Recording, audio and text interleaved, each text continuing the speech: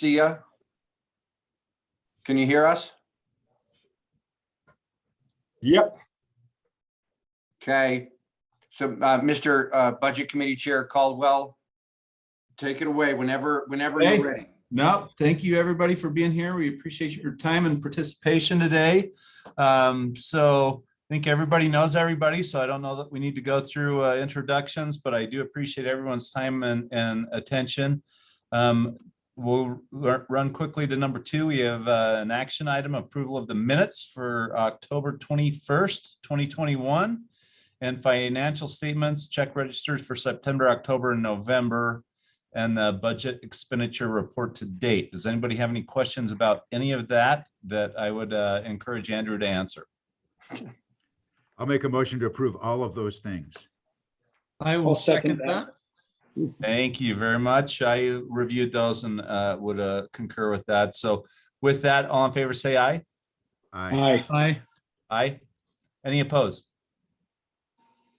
Okay, thank you. That will bring us to number 3, public comment. Is there? Can I, sorry, just go ahead. Mayor, Andrea, do you need to do a verbal roll call for the recording?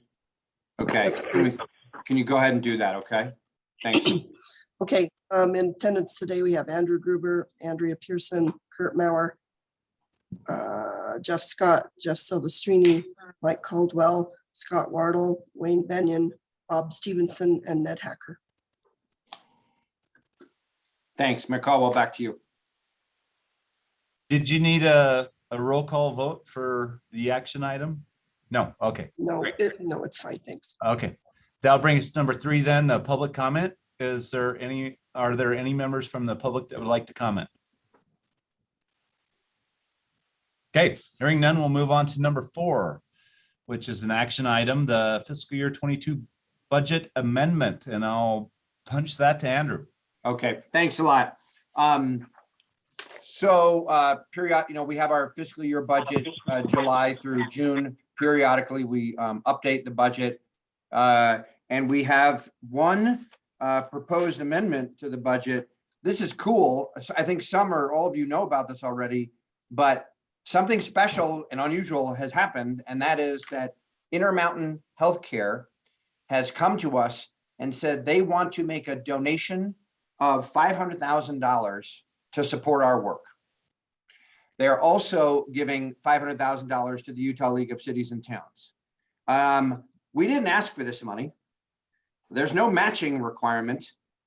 Intermountain, as a corporate citizen, makes contributions to a variety of causes and efforts that they think are consistent with their mission, the social determinants of health framework, which you probably all know this already, but the notion being that the quality of healthcare alone is one component of health outcomes, but actually even more important than that are these so-called social determinants of health, like the neighborhood you're growing up in, the access you have to physical activity and food and community design and toxic stress, and all of these things have more impact on your healthcare than the quality of the healthcare itself. And they have seen the work that we at Wfrc do in working with our communities to promote access to education and to jobs and to preserve open space and have great quality of life under the broad banner of the Wasatch Choice vision. And they've seen the work that we do individually with your communities through our programs like our Transportation and Land Use Connection program, where we're helping your communities to work through thorny issues of planning and visioning. And they said they want to help us support that work. In particular, they're interested in the field of work referred to as public assets development. And again, many or all of you will know what this is already, but basically the public sector, city, county, state, owns assets. They can be land, they can be buildings, think parking structures, for example, that are used for one purpose, for the public purpose. And there's the ability to integrate those public assets, either still under public ownership or perhaps through transfer to private ownership, into development activities with a write down on costs to help advance that development, shared use, for example, of parking structures with other activities, and So they have been working along with Zions Bank and private public sector entities to do a cataloging of public assets inventory. And then they want to help communities like yours, ours, to figure out how to best take advantage of public assets as part of broader development strategies. Now, they're not saying to us, you must use it exactly for that, but that would be one of the areas in which the money could be used for. They are going to give us, as long as we're willing to accept it, they're going to give us $250,000 in FY22, $250,000 in FY23. And what we would just have to do is give them some reporting, exact details to be determined what that would look like. As I said, also, they're making a comparable contribution to the League of Cities and Towns and Mayors. The league board has already talked about and voted to accept this contribution, as I understand it, right? Andrew, can I ask a quick question about that? Of course. So I'm looking at the leadership of the Utah League of Cities and Towns and the Wasatch Front Regional Council, and I'm looking at Jeff Silverstreeny. Did you pull this off? Muted, Jeff. So I did have a meeting with the medical director of Intermountain Healthcare I don't know, it's been a month ago at least. I don't know when you got word about this, Andrew, but I did talked about the things all the things that we were doing. And I mean, not as mayor, as member of the league and as member of Wfrc. So I'm not going to take credit for it, but I'm just saying, cookies for closers. If you got this deal closed, we Yeah, want more of these conversations rather than less. I hope that whatever I said didn't hurt. Let's put it that way. Yeah, it was going to be $1 million, and then he had the conversation. Okay. Exactly right. Either way, that's an amazing contribution, and I'm very grateful that they're willing to step up and support this. Yeah, it's pretty awesome. And Mayor Silvestrini, in all seriousness, thank you. Whatever you did, it certainly didn't hurt, and it seems to have helped. So thanks. Zions Bank is coordinating also. Intermountain is the funder, but Zions Bank is working with them and with us as well. So technically, the action for us to take here is to vote to recommend to the full council, which meets on January 27th, the budget amendment. The budget amendment itself is very simple. It adds $250,000. Again, this is just for FY22, that share. It adds it in as both a revenue and an expenditure. The way Kurt put this together in the budget is by expenditure, we put it in a new line item as community development activities.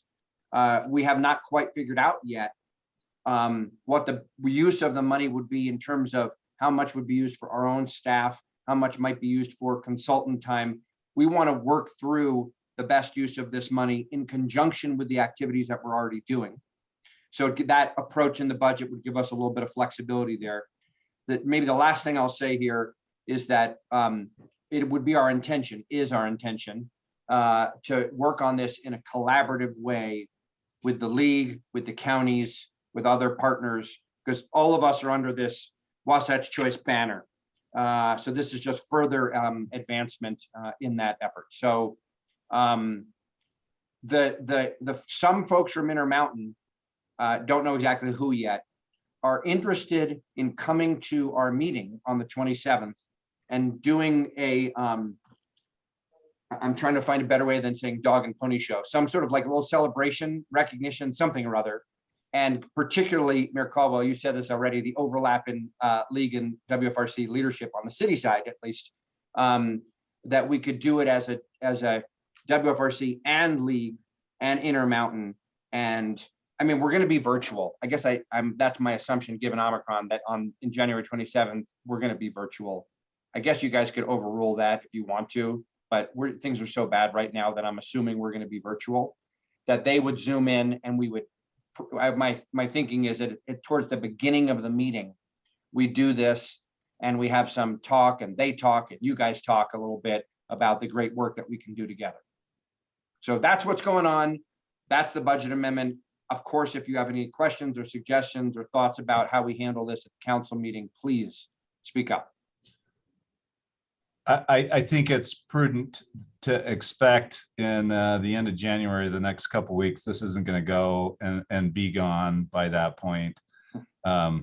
So we're happy to support that. But these kind of budget amendments just does every one of our hearts well. So thank you very much for that. And with that, if Mayor Silvestrini wants to make an action on the fiscal year 22 budget amendment after his closing that deal, we're happy to accept one. I shouldn't take credit for closing that deal. I didn't harm the deal, but the one thing that I will say is in terms of the meeting virtually, there's a reason to do that with meeting with these folks, because I'll just say that I know that whole corporation, my daughter is an employee of that corporation, and they are extremely concerned about their workload and the press of patients that they have in their healthcare system and the stress on their employees. So they will appreciate if we let them know there's going to be a virtual meeting. I know that they'll appreciate that. They will appreciate anything that we can all do to try to slow the spread of this, even just a little bit, just because of what it's doing to our healthcare system. I mean, I'll just share this. I mean, my daughter's an internal medicine hospitalist physician at IMC at the Death Star Hospital. And she has been, like a lot of her colleagues, have been volunteering for extra shifts just because they're so short-staffed. But she has worked 21 days straight, 12 hours a day, 21 days straight through Christmas, through New Year's, and they're exhausted. They're exhausted, and she's particularly got a tough job because her job is to tell families that your loved one isn't going to make it. I mean, that's the doctor's job that when they're like that. So it's really, really been taking a toll. So they'll appreciate us meeting by Zoom. So, Jeff, I have a similar background. I have two brothers that are emergency physicians at McCady Hospital, and they are absolutely wiped out. And so anything we can do to send a message and say, hey, we're listening, we're hearing, we're going to do whatever we can as an organization. I think that's important messaging, and I appreciate those comments. Well, with that, I will make a motion to approve the budget amendment to recognize the donation from Intermountain Healthcare. Second. Thank you. We have a first and a second on this awesome budget amendment. More of these, the better. Totally appreciate that. All in favor, say aye. Aye. Any opposed? Okay, that passes. Thank you very much. And great work on that. Up next, we have number 5, Infrastructure Investment and Jobs Act, impact on WFRC. So I'll take this one too, and then for the next item, we're going to turn to Kurt and Ned. So the infrastructure bill passed. We know this. The situation is a little funky right now with the infrastructure bill because the increase in spending in FY23 is contingent on Congress getting the appropriations done for FY22, on them getting the appropriations done for FY22. So they authorized in the infrastructure bill an increase in funding for almost all of the transportation programs, including funds that flow to WFRC. But because they are now operating under a continuing resolution that is fixed at FY21 levels, we're not yet getting the increases to come in. This doesn't cause a problem for us, but just for the state and the nation in all transportation spending, Congress needs to get their act together. So I'm saying that to you as like as a matter kind of advocacy.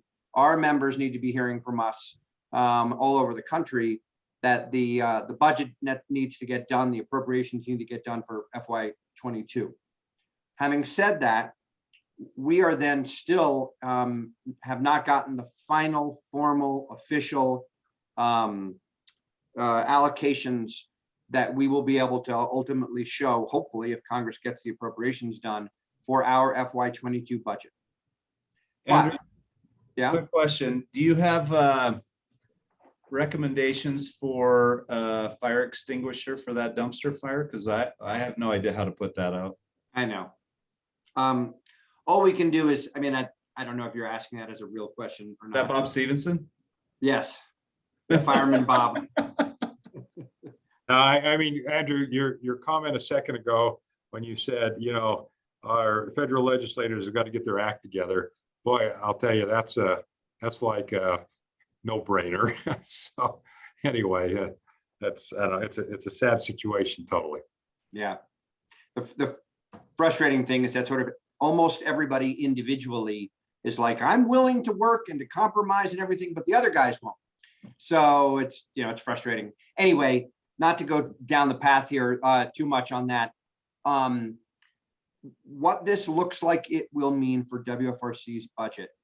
And when all the dust settles, we'll have real numbers for you guys and everything. So there's no action here. This is just an update. We've talked about this some already, but what we anticipate for our budget is having an increase for our core programs that come actually into our WFRC budget of around 10%. So I'm talking now about our administrative budget that we use for, you know, staff salaries and consultants and building, et cetera, et cetera. Our annual budget is in the range of $6 million a year. And we think that this will boost our annual revenue by about $600,000 per year. And that would sort of flow out over the course of the 5 years of the bill. Now, I want to be clear that the way that what that means for us is not that like, woohoo, we've got an extra $600,000 to spend. Actually, what it means is that it allows us to draw down less of the balance that we have from the federal funds and stabilize that balance more over time. We are in a position now that our annual revenues are actually exceeded to a degree by our expenditures, which means that we have to continually look for ways to moderate costs and also look to increase revenue. So this increase in revenues coming in, along with being careful about costs always, puts us in a better position to have budget stability over time. That's the way that we, I mean, among the staff, look at the impacts of this budget. So I think that's all I have to say about this at this point. Just wanted to give you all a little bit of an update in terms of what it means to WFRC's budget. Separately, there's a whole different question of the possibility for us to go out and compete collectively for federal grants, WFRC with our partners at the cities and counties and UDOT and UTA. That's a different topic area, but for this budget committee, we just wanted to give you a sense about a 10% boost on our core federal funding that comes into our budget, which to us is mainly about stabilization. Wayne or Kurt, do you want to add anything to that description?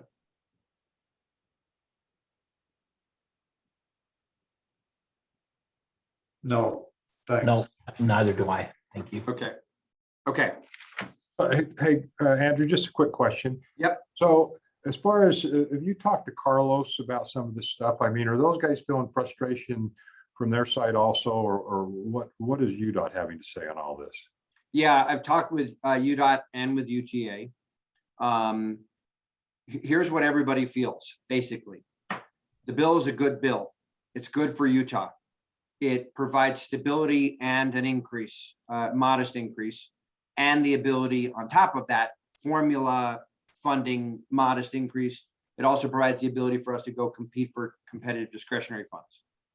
And frustration, because given the congressional situation, we have not been able, or we're as of yet not able to have that increase in funding come in. And we don't even know if it will, if Congress can't get its act together. So to that point, all of our national associations, so the one for UDOT, that's AASHTO, the one for UTA, that's APTA, the one for us, that's NARC and AMPO, et cetera, have actually are almost done with a joint communication to Congress saying, hey, this is a problem. But so yes, there's a degree of frustration balanced, Bob, against the fact that right now we could be in a much worse situation. Congress could have just kicked the can down the road and not passed a bill, or we could have fallen off a funding cliff. So all things considered, we're in a better position than we could have been. But it is frustrating that the appropriations hasn't happened to follow the authorization from the infrastructure bill. Okay. Okay. And that's all I've got on that, Mayor Caldwell, unless anybody else wants to add anything there. Any other questions? Thanks, Andrew. I appreciate that. Yeah. Up next, we'll go to number 6, status updates, compensation and performance analysis, and the internal audit. So Ned, you're, we've seen you jumping in and out here. Ned is on vacation, but was nice enough to join us anyway. If you're here, you can do an update on 6A. If you're not with us, Kurt can take that one.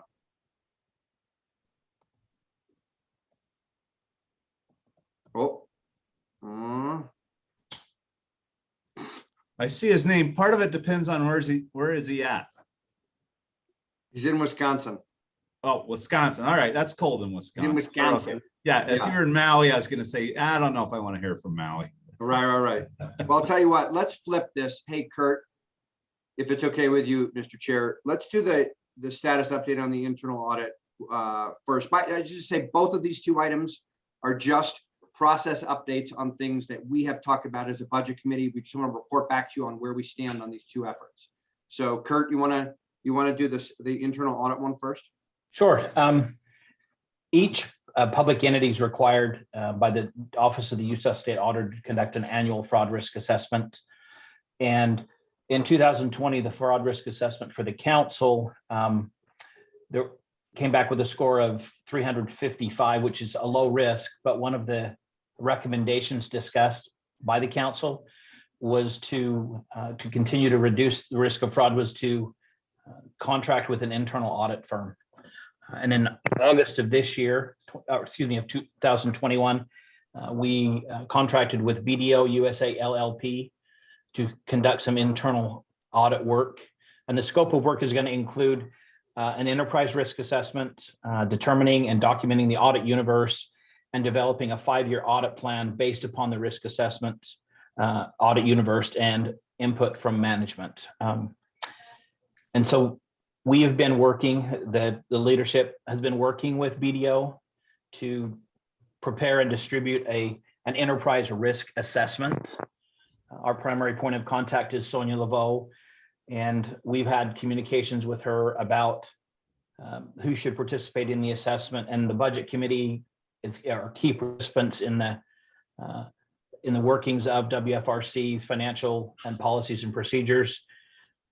We are in the process of, or she's in the process of finalizing the enterprise risk assessment. It will be sent to budget committee and some staff members.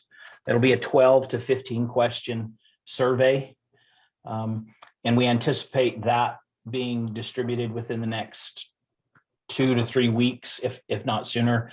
But what will happen before it's distributed, you'll be receiving an email from me and just explaining and giving additional background in writing before that risk assessment survey is sent to the key participants. And are there any questions related to the internal audit update?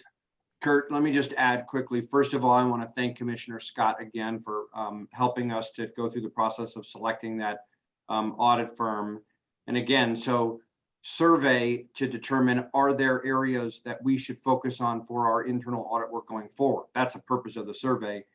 So you'll have your ability to express your thoughts about this area. I feel totally comfortable about this area, not totally sure. Let's put some more energy, or maybe this is generally an area that warrants more attention, whatever, purchasing, contracting, hiring, whatever the areas may be.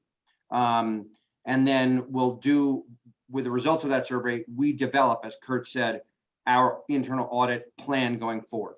I want to say one more thing about this, and that is we have a high degree of confidence in our systems and procedures that we have developed over time. We take this stuff really seriously. But we also understand and think that there is value in not taking anything for granted and revisiting and having external eyes look at our stuff to make sure that if there's improvements to be made or things that we're missing, that we see it. So that's why we're looking forward to going through this internal audit with an external firm to help us do the internal audit, if that makes sense. Yeah, so I'll just repeat what Kurt said. Comments, questions about this? Okay. Cool. So look for an email from That's Kurt. informational. That doesn't need a vote, correct? Correct. Okay. Should we move on to the last topic then, the 6A then, Mayor? Compensation and performance analysis. Yes, please. Okay, well, let's give Ned one more shot. Ned, you there? I know he's joined via phone, but your phone is muted, Ned. Kurt, why don't you just go ahead and take this one, okay? Okay, absolutely. And this is in the email, it's just talking about how WFRC, our greatest asset are our employees, and due to the COVID and just the disruption there. WFRC staff's been working remotely, and it's caused a lot of people to, not necessarily just WFRC staff, but staff throughout the country to evaluate whether they, some of their working conditions and how they plan to work. And so with that in mind, the leadership of WFRC had some internal discussions about what we can best do to retain the existing outstanding staff we have and attract other talent.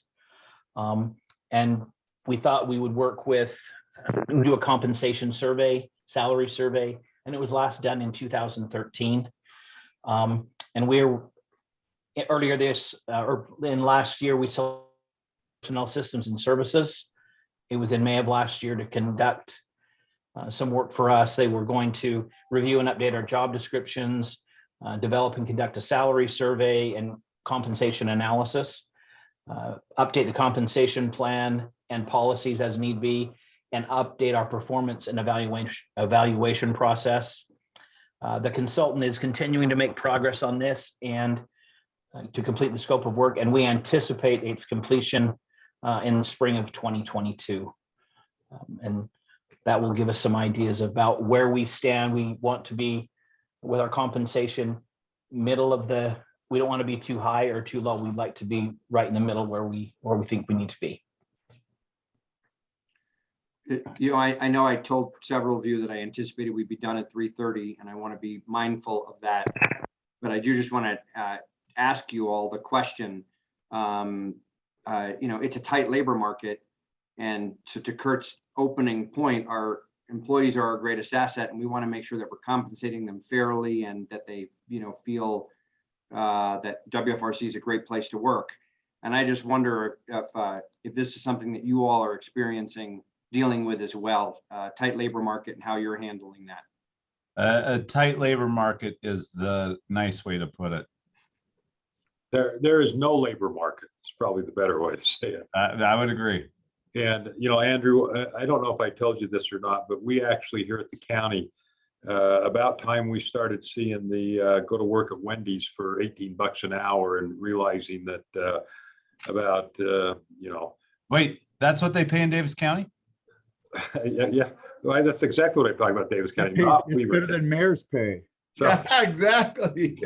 so anyway, when we realized that we were paying our jailers $12 an hour, we figured that we better do something, especially when we were down 39 jailers and we couldn't get anybody to come in. But we actually did pay raises or adjustments here in 3 phases. Those that were low end, we gave a straight across the board 12% increase. The mid-range employees got a 8% increase, and then the upper was a 6% increase, which was effective actually back in October. And we're still reevaluating the job descriptions and with the market study. And yeah, there's problems out there everywhere. So We did a market. Oh, go ahead, Jeff. Oh, yeah, we implemented a study as well to check and see where our employees, where their salaries lined up, comparable to other positions in like industry, private and public, and we're hoping to have that back in the next month or so. But we did also bring some people up to market, especially in law enforcement, and it's tough. We were without a GIS person in the county for about 9 months. We were contracting it out. Finally got somebody, so I think it's a good move. It's necessary. I read a report this morning that said it's inflation is at 7% right now, which is the highest it's been in 40 years.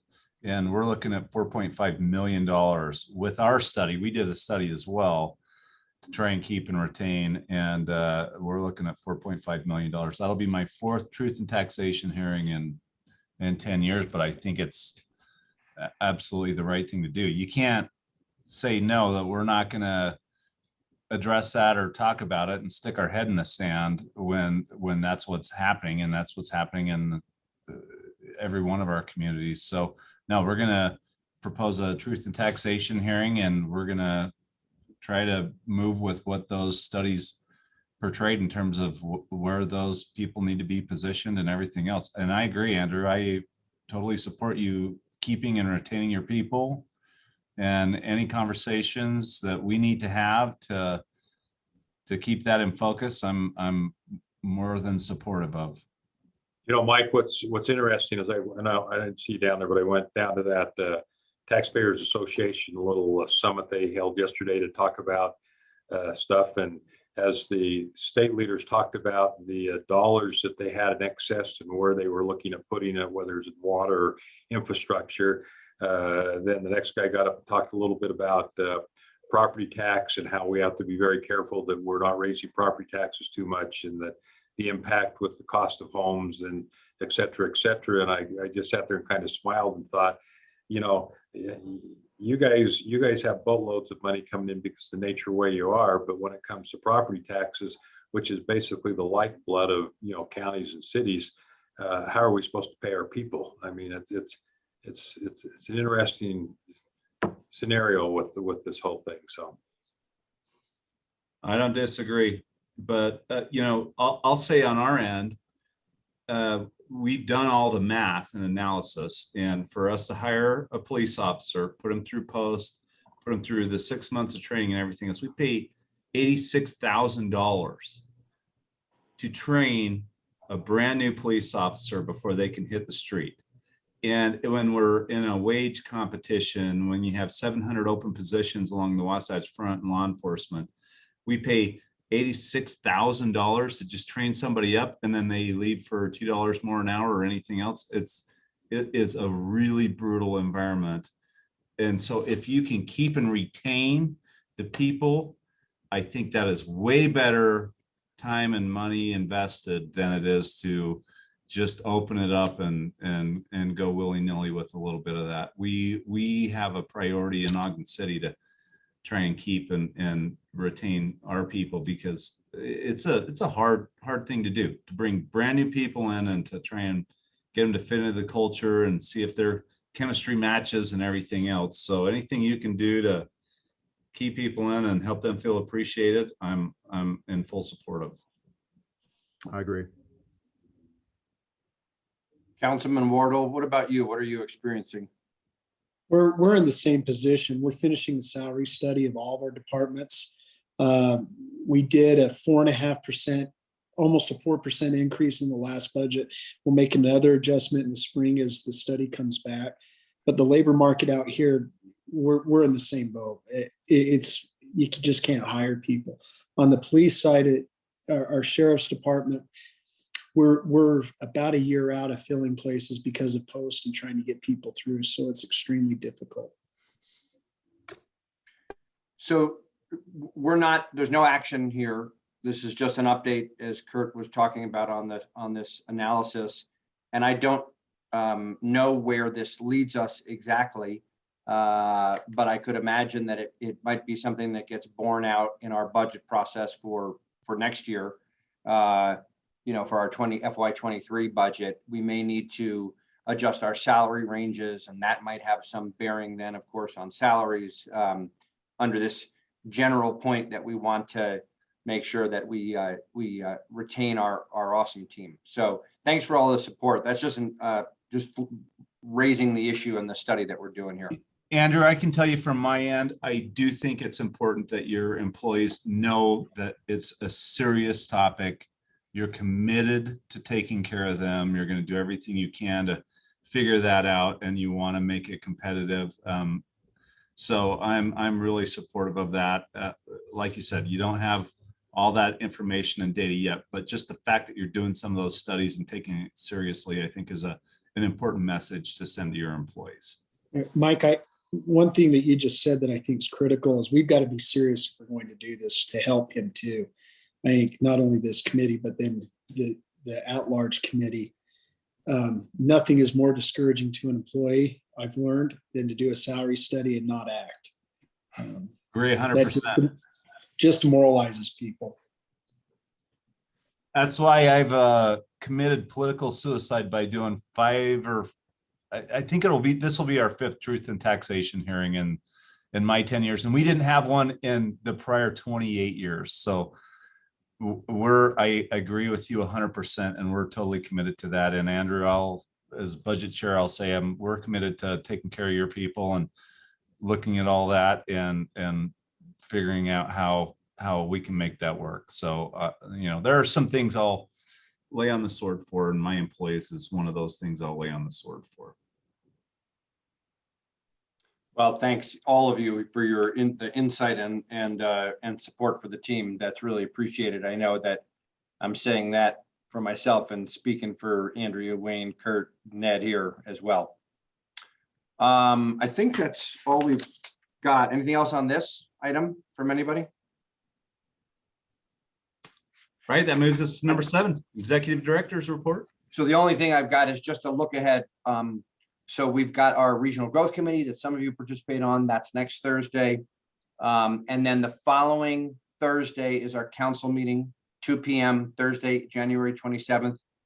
As we just are acknowledging, our plan is to do that virtually.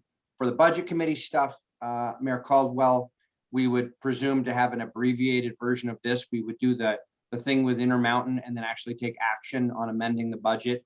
And we thought that perhaps you as Budget Committee Chair could just, in a sentence or two, just hit on the internal audit work and the compensation analysis, just to let the council remind them that we're doing that work, but not really go into a discussion about it. That's our thought. You had me at a sentence or two. Okay. Okay. And of course, the legislative session starts next week for those of you that are keeping track of this stuff. So you should all have gotten an email from Miranda about our weekly legislative meetings on Thursday morning. I'm not going to go into legislative stuff right now unless any of you want me to. But we're still on the whole virtual, not virtual thing.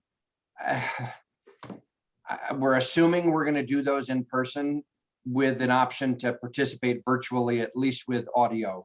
We think the counties, Bob, we were just talking with Commissioner Scott and Wardle and Councilman Wardle about the fact that we're still assuming that UAC is doing their meetings in person on Thursday morning. So we assume that we'll do ours in person but have both options as a hybrid available. Okay. Any thoughts about that? Well, I heard somebody say, I think yesterday evening, I was talking to them and they said, what will be interesting through this session is similar to what's happening to the jazz right now, is to see how many legislators are all sitting in those rooms and all get sick and all of a sudden, there ain't anybody there as far as that goes. And I think that what we need to do, with UAC, the league, and also Wasatch Front, we just need to make sure we're very careful when we do meet together. And, as far as I'm concerned, even though I know there's no mask mandate in state offices, I think the thing is that we pretty well try to set an example and keep social distancing as far as that goes, because people are going to get sick. So. If the legislative meetings I've been in recently are any indicator, almost nobody is wearing masks. I actually have gone back to wearing masks when I'm in real mask, N95 mask when I'm in these meetings, because it is just running rampant right now, but okay. I saw Delta Airlines had 8,000 employees come down. You know, And we have so many people in our administration that have been really careful that are getting it too. So, I mean, I just think an abundance of caution is okay and have no problem with that at all. Okay. yeah, you know, Andrew, on, you know, because on the NARC meeting, you know, kind of backing off on that, which I agree with. I actually said I'm not going to attend the NACO meeting either. They're starting to be concerned on it. So I'm kind of backing off on both those as far as goes. But, you know, before we go, Andrew, I do want to check with something. You know, I see where Andrea has those beautiful quilts back there. Am I assuming that you and Andrea and the group during this COVID thing have sat in that break room back there and you've kind of all hand stitched those quilts? Is there one in your office that I can't see? I mean, Andrea? Those beautiful things are what I do with my mother-in-law, or what I did with my mother-in-law pre-pandemic. Every Saturday I would go, and yeah, I miss it. I think it's awesome. Everybody needs to have. Well, you know, it's my padded room. you know, Andrea, let me ask you this question. I mean, if we could come up with a mosaic that basically has like Layton City's logo, could we create something that I could have Caldwell hang in his office, because he knows that through all those truth and taxations, it's been because Layton City's been behind him that he's been able to make his way into a third term. I might pull it over myself at bed at night, but I'm not going to hang it in my office, Bob.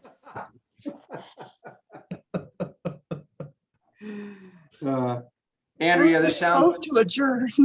Yeah, this has gone off the rails. okay. That's my fault. I apologize. Bob, you need to stop. Can we mute him? With that, we'll just say next meeting is March 10th, 2022. I appreciate the heck out of all of you. Wish I could see you in person. This has been a rough couple years for everybody managing through this. So thank you all for everything you're doing. Andrew, those budget amendments are awesome, and we need to find a way to thank them for contributing to the league and to WFRC and everything else. And so let's work on some ideas and ways to keep people involved in that. I appreciate that. That's an enormous investment from a local company, and I appreciate everything you all do, because this has been an impossible couple of years. Thanks, Mayor. Thanks to all of you. Really appreciate it. And Thank you. with that, I'm not going to ask for a motion to adjourn. We'll just go ahead and adjourn. Okay, done. Executive privilege. Thanks, right? everybody. Thanks, y'all. See y'all soon.